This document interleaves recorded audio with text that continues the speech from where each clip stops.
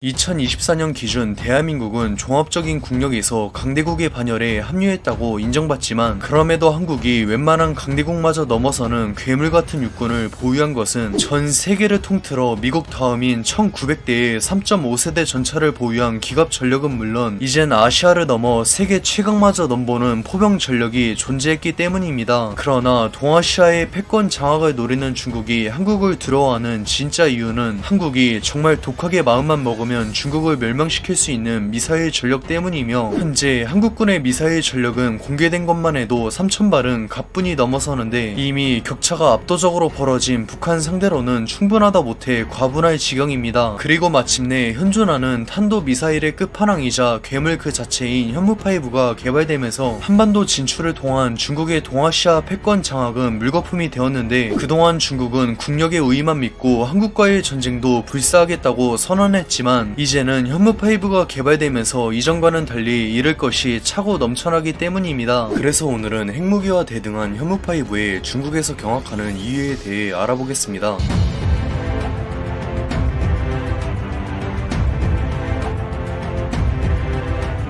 중국이 한국 전쟁 당시 150만에 달하는 병력을 갈아 넣어 북한을 살린 것도 모자라 지금도 딱 죽지 않을 정도로만 살리는 것은 한국을 막을 방파제가 필요해서이며 현재 동북아를 집어삼킬 기세로 이빨을 드러낸 중국에 맞설 수 있는 국가는 중국 본토마저 위협할 아시아 최강 수준의 육군을 보유한 한국을 제외하면 전무합니다. 예로부터 한반도는 언제든 대륙으로 뻗어나갈 수 있는 중국의 아킬레스건이었으며 동시에 주변국들로부터 중국이라는 거대한 악에 맞설 최후의 보루였는데 지금 한반도의 주인은 한민족 역사상 최고의 전성기를 누리고 있는 대한민국이며 한국은 언제든 중국의 심장인 베이징까지 진격할 수 있는 최강의 육군을 보유했습니다. 한반도를 노리는 중국과 이를 목숨 걸고 막아설 한국의 충돌은 피할 수 없는 숙명이며 한중 전쟁의 결과에 따라 동아시아의 운명이 갈린다고 해도 전혀 과언이 아닌데 이미 중국은 한반도를 담당하는 북부 정부의 거의 모든 지상군을 배치하고 있는데 중국 역시 한국과의 전쟁에 목숨을 건 도박을 하고 있는 것이나 다름없습니다. 만약 한반도에 급변 사태가 발생한다면 무려 6,000대에 달하는 전차가 주축인 중국의 기계화 군단은 드넓은 만주를 빠르게 가로질러 한반도 북부로 밀고 들어올 것이며 북한의 제12군단을 가볍게 박살내고 끝이 안 보이는 압도적인 물량 공세로 북한의 점령은 물론 남쪽으로 진격해 기나긴 악연이었던 한국군과 끝을 볼 것입니다. 현재 한국 육군의 주력 전차인 K1 이어는 K2 흑표와 동급의 월등한 전자장비를 탑재했지만 105mm 강선포의 한계로 중국 육군의 주력 전차들에게 화력에서 크게 열세인데 당연히 중국 육군은 엄청난 피해를 감수하면서까지 한국군의 방어선에 뛰어들 것이며 한국 육군은 전력 소모를 강요할 중국군의 물량 공세에 정면으로 맞서야 합니다. 하지만 한국 육군이 수십 년간 아시아 최강의 포병 전력을 보유한 것은 바로 이 순간을 위해서인데 가뜩이나 좁은 한반도는 평지가 적어 전력이 밀집될 수밖에 없으며 불멸의 명작인 K9의 필두로 7,200문에 달하는 한국군의 자주포와 견인포는 남쪽으로 밀고 내려올 중국군에게 포탄이 비처럼 쏟아지는 지옥을 선사해줄 수 있습니다. 그런데 군사 전문가들조차 한국과의 전쟁은 최소 100만이 넘는 사상자를 감당해야 한다고 경고했지만 그럼에도 중국 정부가 한국과의 전쟁을 피하지 않는 것은 결국 한중 전쟁이 한반도가 무대이므로 중국 본토는 전혀 피해가 없으며 14억의 인구 대국에서 그깟 100만쯤은 희생시켜도 상관없다는 결론을 내렸기 때문입니다. 지금까지 중국이 이런 오만하기 짝이 없는 판단을 할 수 있었던 것은 그동안 한국군이 보유했던 현무 미사일의 대다수가 중국 본토를 타격할 수 없었기 때문인데 사거리가 1500km에 달하는 현무셀이 순항 미사일은 탄두 중량이 0.5톤에 불과해서 수백 발이 한꺼번에 명중하지 않는 이상 중국 본토에 큰 피해를 입힐 수 없었습니다. 그러나 2021년 폐지된 한미 미사일 지침은 한중 전쟁의 판도를 뒤집는 역사적인 전환점이 되었으며 한국은 이론상 전술핵급의 파괴력을 보유한 현무5를 개발했는데 중국은 하늘에서 떨어진 재앙과도 같은 현무5의 존재 때문에 한반도 점령을 통한 태평양 진출이 물 건너갔으며 동아시아의 패권 구도가 크게 요동치고 있습니다. 현무5는 본격적으로 스텔스 설계를 적용한 최초의 탄도 미사일로서 생존성을 극한으로 끌어올렸으며 발사속도가 마하 10을 아득히 넘어서는 극초음속에 도달했는데 현재 중국군의 방공 연봉 체계로는 요격은커녕 탐지하는 것조차 불가능에 가까운 영역이며 이미 한국군은 현무5의 대량 양산에 돌입해 서해 인근에 배치하고 있습니다. 무엇보다 현무5는 9톤의 탄두 중량으로 우주에 도달하기 직전인 고도 1000km의 대기권까지 상승한 다음 무려 마하 20을 넘어선 속도로 마치 운석처럼 충돌하는데 운동 에너지는 중량과 속도에 비례하기 때문에 이론상 현무5의 파괴력은 전술핵과 대등하며 국제사회에 눈치를 볼 필요가 없는 친환경적인 핵미사일과 다름없습니다. 한국과 서해를 두고 마주보는 중국의 동북지방은 불과 1000km도 되지 않으며 수도인 베이징은 물론 중국의 내로라 하는 대도시들이 모여있는 중국 경제의 심장인데 현무5는 반경 40km를 흔적도 남기지 않고 잿더미로 만들 수 있으며 중국군은 사거리가 3000km인데 언제 어디서 날아올지 모를 현무5의 요격이 절대 불가능합니다. 설상가상으로 중국의 공업지대가 몰려있는 동부 해안은 중국 제조업의 핵심인데 당연히 전쟁나면 군수 공장으로 전환될 것이 유력해 현무5의 최우선 목표 중 하나이며 중국에겐 애석하게도 동부 해안엔 절반이 넘는 원자력 발전소가 밀집해 있기 때문에 동북지방의 초토화는 단순히 경제를 넘어 중국이라는 국가의 멸망을 의미합니다. 즉 한국과 전쟁을 벌여도 결과와는 별개로 중국군의 피해만 걱정했던 이전과는 달리 이제 중국의 운명은 현무5를 보유한 한국 손에 달렸다고 해도 전혀 과언이 아닌데 만약 동아시아의 패권 장악에 눈이 먼 중국군이 한반도에 발을 들이는 순간 한국군은 수백 발의 현무5를 퍼부어 중국을 잿더미로 만들며 철저하게 응징할 것입니다. 지금도 중국은 동북아의 전력적 요충지이자 태평양으로 향하는 관문인 한반도를 호시탐탐 노리고 있으며 어떻게든 한국을 복종시키기 위해 수단을 가리지 않고 있지만 중국의 착각과는 달리 더 이상 한국은 예전의 최빈국이 아닌 세계적인 강대국으로 올라섰으며